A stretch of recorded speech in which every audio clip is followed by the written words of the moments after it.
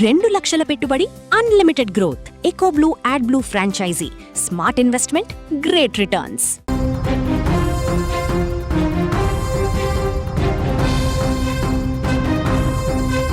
ఏపీలో gas cylinder వాడే కుటుంబాలకు ఇది నిజంగా గుడ్ న్యూస్. గ్యాస్ సిలిండర్ ధర పెరిగిందని ఇకపై టెన్షన్ పడాల్సిన అవసరమే లేదు. ఏడాదికి ఏకంగా 3 సిలిండర్లు ఉచితంగా పొందే అవకాశం. అయితే ఈ బెనిఫిట్ అందరికీ కాదు, కొన్ని రూల్స్ తప్పనిసరిగా పాటించాలి అంటున్నారు అధికారులు. మీ ఇంట్లో కూడా ఈ పథకానికి అర్హత ఉందో లేదో తెలుసుకోవాలంటే ఈ వివరాలు ఖచ్చితంగా తెలుసుకోండి. దీపం 2.0 పథకం ద్వారా ప్రభుత్వం ఇస్తున్న ఈ 3 ఉచిత సిలిండర్లు ఎలా పొందాలి, ఎవరు అర్హులు, సబ్సిడీ ఎప్పుడు ఖాతాలో పడుతుంది, డబ్బులు రాకపోతే ఏం చేయాలో ఈ వీడియోలో క్లియర్గా చూద్దాం. పెరుగుతున్న వంట గ్యాస్ ధరలతో ఇబ్బంది పడుతున్న పేద మధ్యతరగతి కుటుంబాలకు కూటమి ప్రభుత్వం అమలు చేస్తున్న దీపం 2.0 పథకం కొంత ఊరటనిస్తోంది. ఈ స్కీమ్ ద్వారా అర్హులైన లబ్ధిదారులకు ఏడాదికి 3 ఉచిత గ్యాస్ సిలిండర్లు అందిస్తున్నారు. అయితే ముందుగా సిలిండర్ బుక్ చేసుకొని డబ్బులు చెల్లించి డెలివరీ తీసుకోవాలి. ఆ తర్వాత డెలివరీ పూర్తయిన 48 గంటల్లో సబ్సిడీ అమౌంట్ను ప్రభుత్వం నేరుగా లబ్ధిదారుడి బ్యాంక్ అకౌంట్లో జమ చేస్తుంది.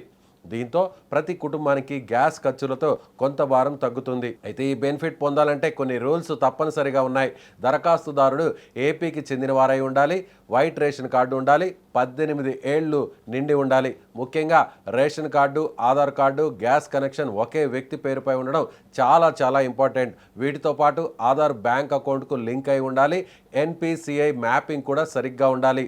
దరఖాస్తు కోసం Aadhaar, ration card, bank details, ఆదాయ ధృవీకరణ పత్రం, పాస్పోర్ట్ సైజు ఫోటోలు తీసుకొని మీ సమీప గ్రామ లేదా వార్డు సచివాలయంలో అప్లై చేసుకోవచ్చు.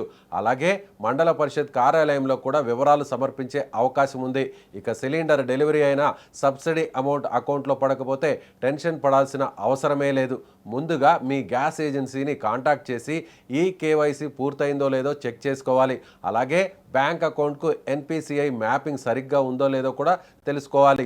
ఈ 2 క్లియర్గా ఉన్న డబ్బులు జమ కాకపోతే 1967 టోల్ ఫ్రీ నెంబర్కు కాల్ చేసి కంప్లైంట్ చేయవచ్చు. కాబట్టి దీపం 2.0 పథకానికి అర్హత ఉన్న కుటుంబాలు తమ డాక్యుమెంట్స్, బ్యాంక్ డీటెయిల్స్ అన్నీ సరిగ్గా ఉన్నాయో లేదో ఒకసారి చెక్ చేసుకొని ఈ స్కీమ్ బెనిఫిట్ని ఉపయోగించుకోవడం చాలా మంచిది.